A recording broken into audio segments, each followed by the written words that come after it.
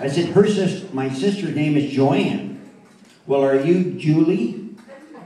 And I said, no, I'm Jerry. And she gave me an exasperated look. She says, can you spell it? And I said, my mother said if I went to school, you'd teach me how to spell.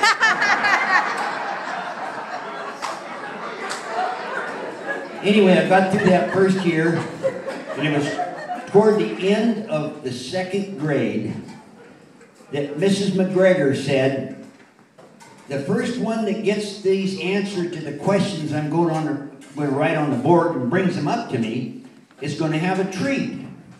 And I thought, oh boy, cookies, a Hershey bar maybe, or some butter horns from the bakery.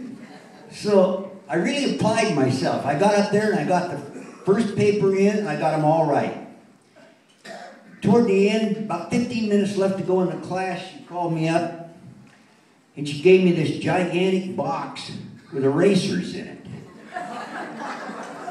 Chalkboard erasers.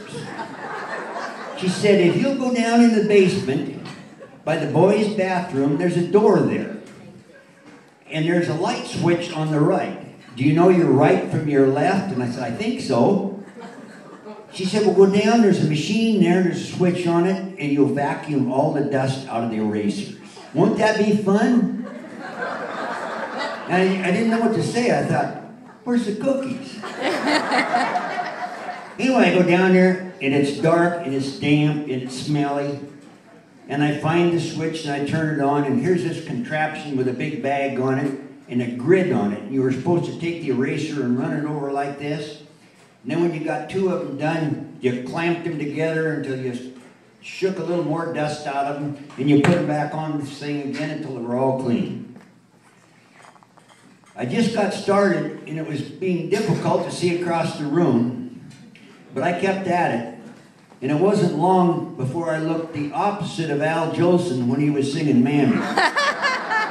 I think there was a hole in the bag, and all I was doing was recirculating all that chalk dust. So I got him what I thought was clean, and I looked at the mirror in the boys' bathroom going out, and it scared me to death. I was a gray-haired old man with funny-looking eyelashes and chalk all over me. So I went up, took her the erasers, and she said, thank you very much. I really appreciate it. Now stop and think about this for a minute. If that was today, the Environmental Protection Agency would have arrested that teacher and the principal, and they'd still be in jail 10 years later, plus they violated the child labor law. That's right.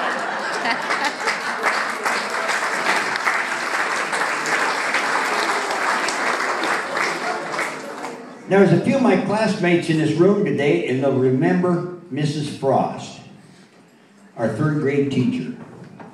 And I was sitting there one day doing nothing, and I happened to glance up at her, and she was making this motion at me. So I turned around and looked behind me, and I didn't see anybody there that was looking up. So I looked at her again, and she did it again and pointed at me. So I walked up there, and I thought to myself, you know, offense is the best defense.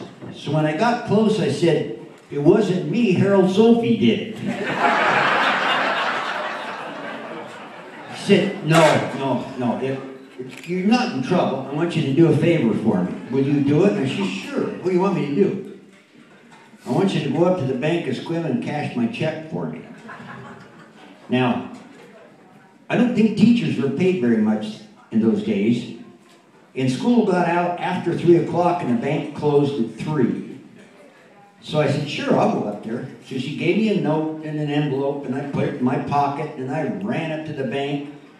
And it was Friday afternoon. She needed the money for the weekend. So I get in a line, and there's all these people there, and they were looking at me like, kid, get out of the way. What are you doing in this bank? So it's finally my turn. And if any of you remember the old Bank of Sequim, the counters are a lot higher than a third grader is. So I'm sure this teller was a little bit shook up when his hand comes up with an envelope and puts it on, and there's nobody showing above the counter. There was a long silence, and then this head looked over me like that and said, did you put that up here? And I said, yes. And they had a conference back there, and they finally figured the signature on the note, please cash my check. Mrs. Frost was legitimate, so they gave me the money. Now today they put it in a nice little sticky envelope and hand it to you. Back then they just handed you a wad of bills. And it suddenly dawned on me, if somebody knows that I've got that money, they're going to rob me. I was scared to death.